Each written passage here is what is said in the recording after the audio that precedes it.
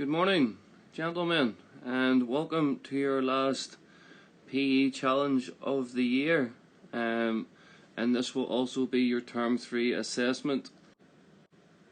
Now, unlike the rest of the challenges me and Mr Richardson have set you, which haven't been compulsory, this one is compulsory, as it will be your exam grade for the year, and then your class grade will be made up of your engagement in the challenges we have set you, and then also a combination of your Term 1 and Term 2 grades. So this challenge is slightly different to the challenges we've been setting you during the period of online learning. It's still related to PE, still related to physical activity, sport, etc.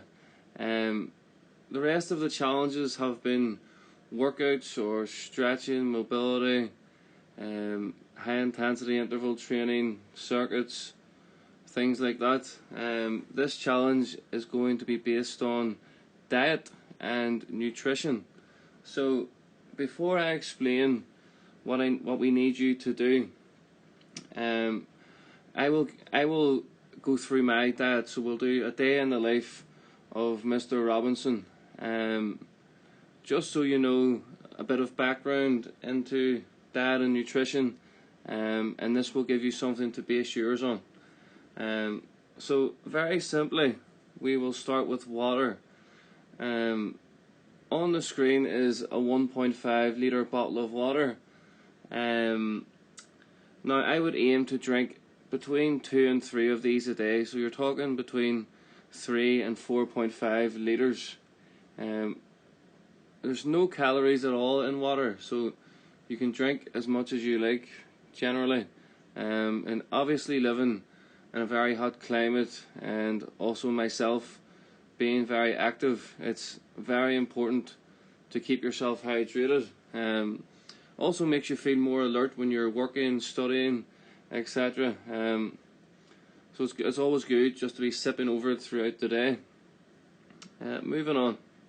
So first thing in the morning, before work, I would usually get up and do some training, whether it's weight training, HIIT training, maybe go for a run, even some mobility training. But I would always make sure to have my breakfast before I train. Now, some people don't really like breakfast in the morning and prefer to wait for a while, which is completely fine. Some people prefer to train while they're fasted. Again, it's just generally down to what feels best to you. But me personally, I like to have breakfast before I train.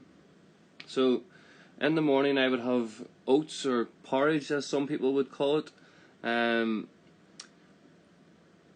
which is high in carbohydrate, which gives you energy. Then I'd have 1 scoop of protein.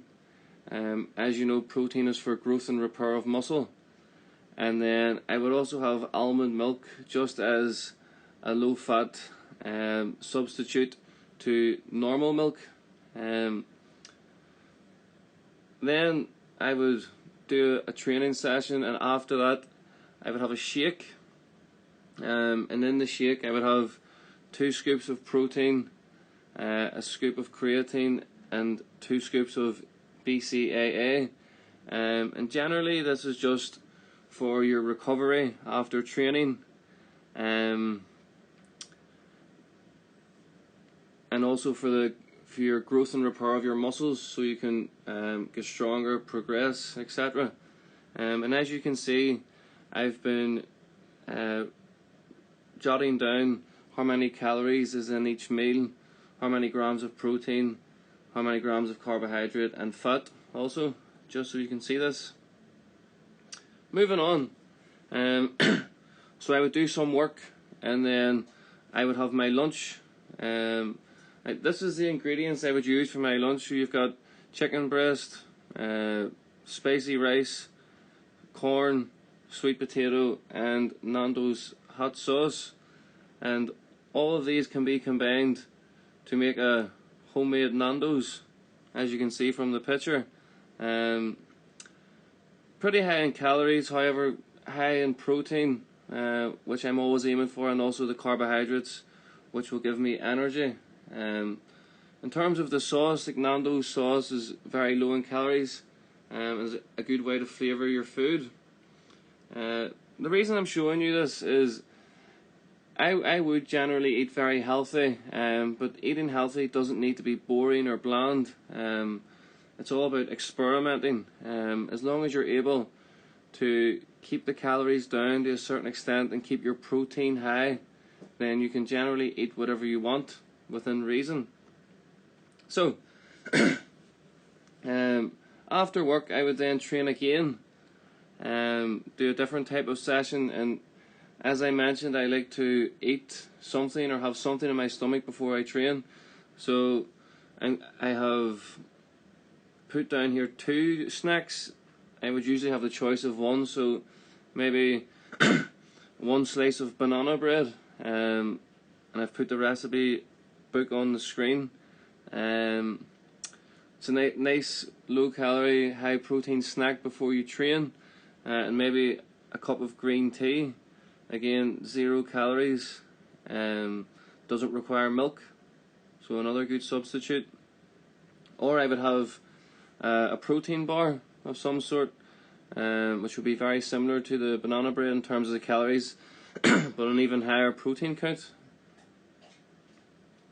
Moving on, so after that, after the second session, in the evening time, I would have my dinner, and again I've put the ingredients down. So we've got chopped tomatoes, spaghetti, beef stock, onions, peppers, and lean mince, so beef mince.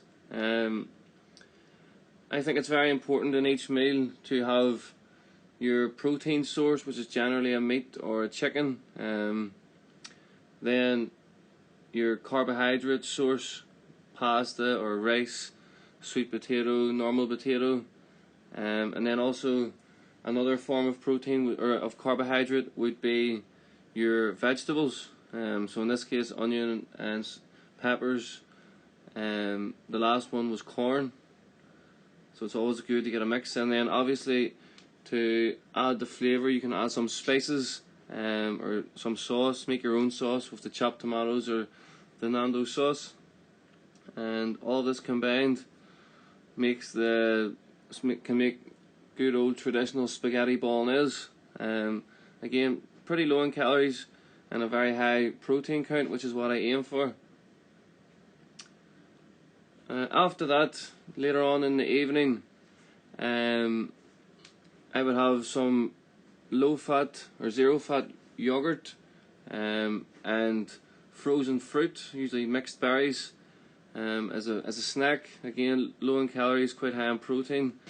To make this even healthier, you could have Greek yogurt, but the 0% fat yogurts sometimes have a bit more flavour, like the strawberry version I've went for.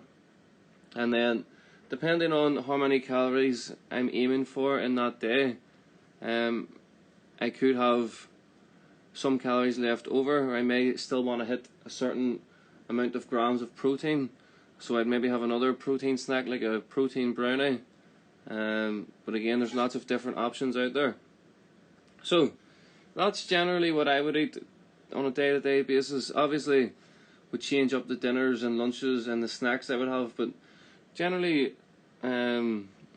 just foods that are low in calories but high in protein, and have enough carbohydrate to keep me going for training, work, etc.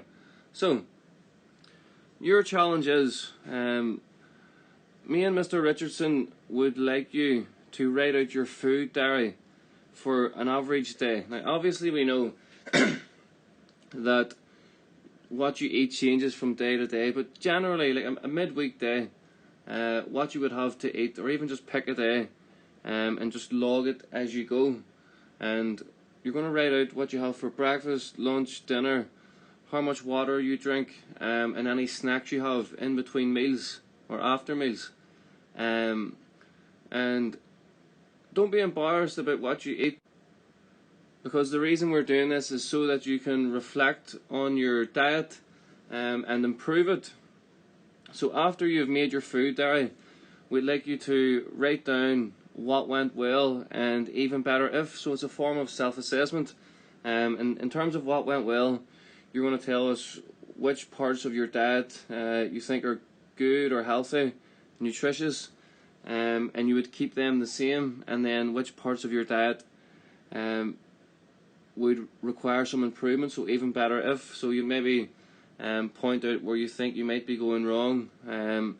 Maybe you're having too many carbs or eating too many snacks in terms of crisps and chocolate and sweets. So you could point that out on your diet and then tell me what you would replace it with. Now, as you seen from my diet, I recorded how many calories, how many grams of fat, carbs, and protein in each meal or each snack. And although this might seem tricky, it's actually done very easily on an app known as MyFitnessPal. So what we would recommend you to do is download that, and you can simply calculate these nutritional values, which is what they're referred to, by scanning the barcode of the packaging with your phone, or even just typing the name of the product into the search. And you can even do this for food meals. So if you put in all the ingredients of your meal, you can save it as a meal, and then when you click into it, it will show you the nutritional values, so how many calories and grams of each macronutrient. Now, this is not essential, but if you want to achieve the highest grade, then we would like you to do this also. You don't need to take photographs like I did. You can simply just write it beside the foods. We'd like you to complete this on a Word document. No more than an A4 page. Shouldn't actually take you too long, and we're going to give you until the end of the week to do this. And that's pretty much it, really. So it is pretty straightforward. Sorry it took so long to explain it. Just because it's your last assessment of the term, I wanted to explain it in as much detail as possible. If anyone's still unsure of what you need to do, just drop me or Mr. Richardson an email or a message, and we'll do our best to explain it as simply as possible for you. If not, and you understand everything, get cracking with it, and we're looking forward to seeing your submissions. Okay, good luck.